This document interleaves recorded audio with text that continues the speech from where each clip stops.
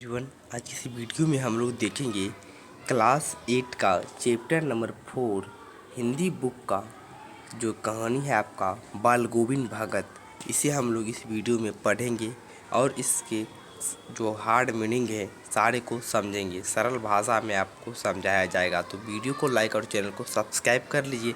सबसे पहले हम लोग यहाँ पर जो हार्ड मीनिंग है जिसका अर्थ आपको समझने में थोड़ा प्रॉब्लम हो सकता है, तो हम लोग उसे पहले देख लेते हैं, ठीक है। तो यहाँ पर भी कुछ दिए गए हार्ड मीनिंग जिसे आप लोग देख लीजिए। कमली मतलब होता है कम्बल, ठीक है। कलेवा मतलब सुबह का जलपान, मतलब का सुबह का खाना, एक तरह से कह सकते हैं। जलपान का अर्थ होता है खाना, मतलब सुबह का खाना। यात्रा करते समय साथ रख गया भोजन, ठीक है, वही बात हुआ यहाँ पर भोजन। अगला है पूर्वाई। पूर्वाई मतलब होता है पूरब की ओर से बहने वाली हवा, ठीक है। पूर्वाई मतलब पूरब की ओर से बहने वाली हवा। अधरतिया मतलब आधी रात। खंजरी मतलब क्या होता है डफली के ढंग का परंतु आकार में उससे छोटा एवं वाद्य यंत्र। निस्सबाज मतलब होता है सन्नाटा या सुनसान, मतलब कि कोई भी लोग वहाँ पे नहीं, मतलब कि पूरा खाली, एक तरह से कह सकते हैं। लोही मतलब होता है प्रातःकाल की लालिमा। थोड़ा गला फंसा हुआ इसलिए सॉरी चाहता हूँ। अगला है आवृत्ति मतलब ढका हुआ। अगला है कुश मतलब एक प्रकार की नुकीली घास। अगला है बोदा। बोदा मतलब क्या होता है कम बुद्धि वाला, मतलब मीडियम, मतलब कि उसकी बुद्धि कम हो, मतलब ना हाई हो ना लो हो। अगला है संबल मतलब सहारा, जीने मतलब सीढ़ी। पंजर मतलब होता है मेरी शरीर लाश या मेरी शरीर लाश। अगला है सुभग मतलब सुंदर। तो चलिए हम लोग पाठ को पढ़ते हैं और उसी बीच में कुछ हार्ड मीनिंग को करते रहेंगे हम लोग। तो अब देखिए आप लोग, यहाँ से पाठ मेरा शुरू होता है। क्या है राम वृक्ष बेनी पूरी, मतलब राम वृक्ष बेनी पूरी कौन है बच्चों? ये है कवि, ठीक है, जो इसे कविता या इस कहानी को लिखे हुए हैं, ठीक है। ये कहानी है। तो राम वृक्ष बेनी पूरी रचित रेखाचित्र, ठीक है, ये रेखाचित्र है जिसे हम लोग कहानी भी कहते हैं। बाल गोविंद भगत धर्म के इस मर्म का उद्घाटन करता है कि धर्म पालन आडंबर या अनुष्ठान के निर्वहन में नहीं बल्कि आचरण की पवित्रता और शुद्धता में है।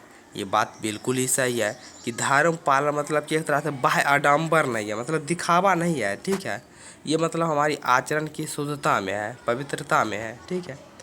नायक बाल गोविंद भगत गृहस्थ है, मतलब कि गृहस्थ मतलब क्या होता है जो घर के काम में लगे रहते हैं, मतलब घर के अंदर बाहर ये सब, मतलब घर के घरेलू काम एक तरह से कह सकते हैं आप लोग।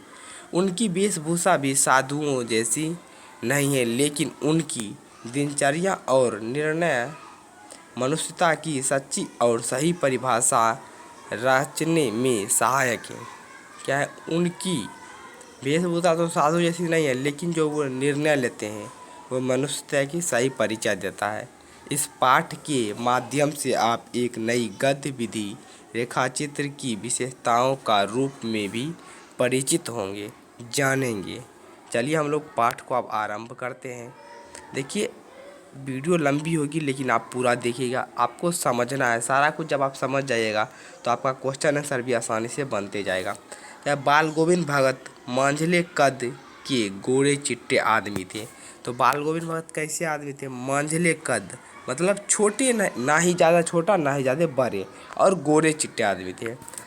60 से ऊपर की उम्र होगी, मतलब कि बोल रहे हैं कभी कि उनकी उम्र 60 से अधिक होगी। बाल पक गए थे, लंबी दाढ़ी या जाटा जूट तो नहीं रखते थे, किंतु हमेशा उनका चेहरा सफ़ेद बालों से ही जगमग किए रहता। कपड़े बिल्कुल कम पहनते, कमर में एक लंगोटी मात्र और सिर में कबीरपंथियों की सी कनफटी टोपी। ये भी आप लोग लिख लीजिएगा, नोट कर लीजिएगा इनकी जो पहनावा उहनावा थी कैसी थी। अगला है जब जाड़ा आता एक काली कमली ऊपर से ओढ़ रहते, मस्त पर मस्तक पर हमेशा चमकती हुई रामानंदी चंदन, जो नाक के एक छोर से ही औरतों की ढीकी की तरह शुरू होती, गले में तुलसी की जड़ों की एक बिडौल माला बांधे रहते। ठीक है, आगे देखिए आप लोग। अब देखिए आगे क्या है मेरा।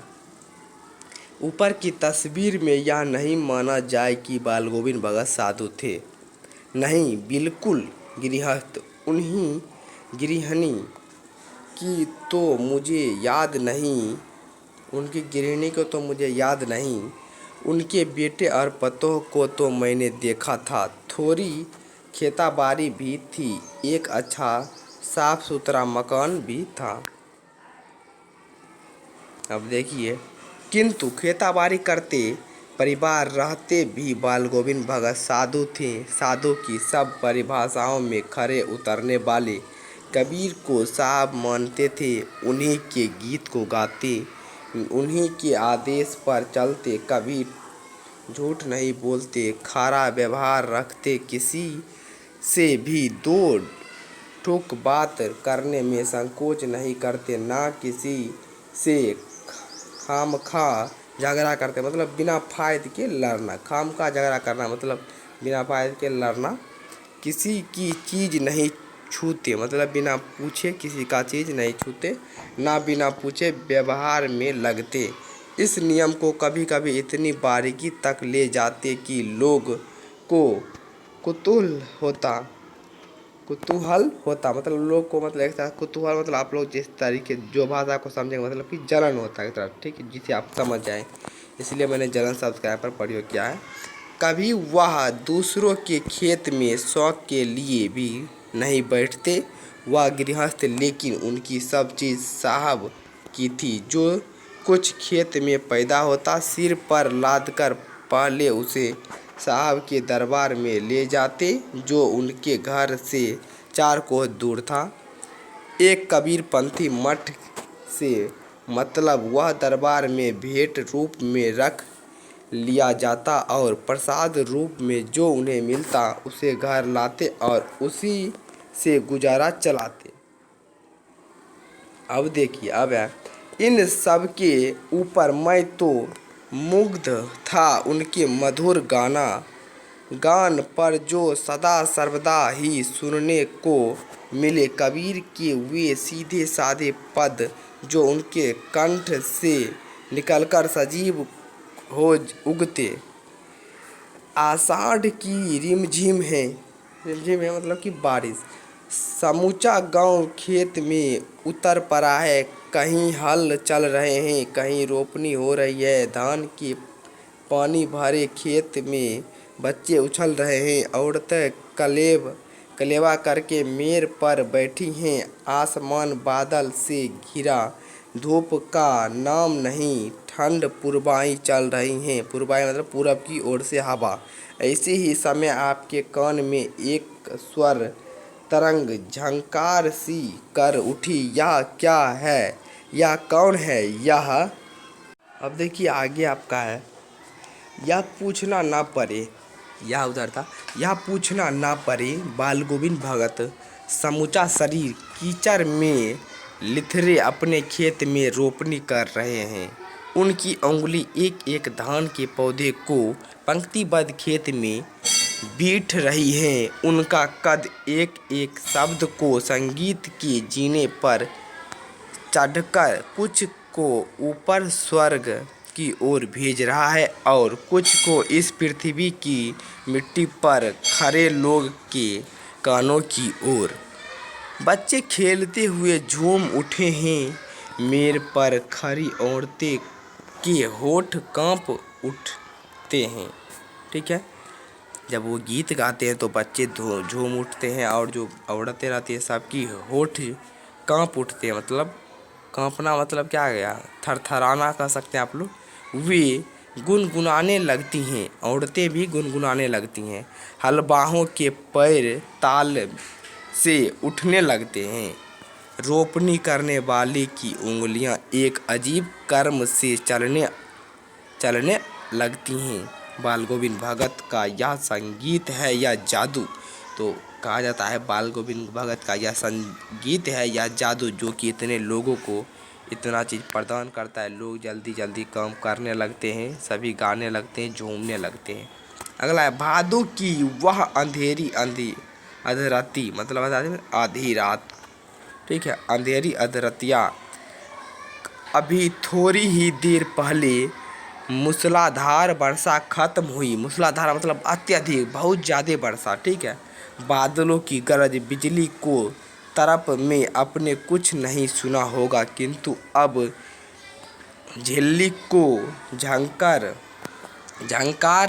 या दादुरों की टर बाल गोविंद भगत के संगीत को अपने कोलाहल में डुबो नहीं सकती।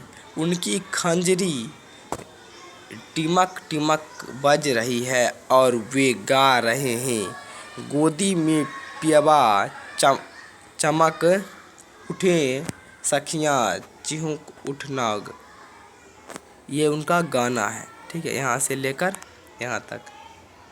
हाँ पिया तो गोद में ही है, किंतु वह समझती वह अकेले हैं। चमक उठी हैं, चिहुक उठी हैं उसी भरे बादलों वाले भादों की आंधी रात में। उनका यह गाना अंधेरे में अकस्मात कौंध उठने वाली बिजली की तरह किसी ने चौंक देता। अरे अब सारा संसार निःशब्दता में सोया है। बाल गोविंद भगत की संगीत जगा रहा है। तेरी गठरी में लगा चोर मुसाफिर जगा जरा। तो इस तरीके से यहाँ तक हम लोगों ने पढ़ा और आगे भी है, तो आगे के लिए पार्ट 2 बनाएंगे, क्योंकि आप वीडियो जो है बहुत ही लंबा हो चुका है। तो आप लोग चैनल को सब्सक्राइब ज़रूर कर लीजिएगा, ठीक है, और इस वीडियो को एक लाइक ज़रूर कर दीजिएगा। मिलते हैं अगले वीडियो में पार्ट 2 को लेकर, और आपको सारे सब्जेक्ट का क्वेश्चन आंसर इस चैनल पे मिलता रहेगा, तो चैनल को ज़रूर सब्सक्राइब कीजिएगा। ये है हमारा पार्ट 1। अब इससे अगली वीडियो में मिलेगी आपको पार्ट 2। तो वीडियो के पे एंड करते हैं।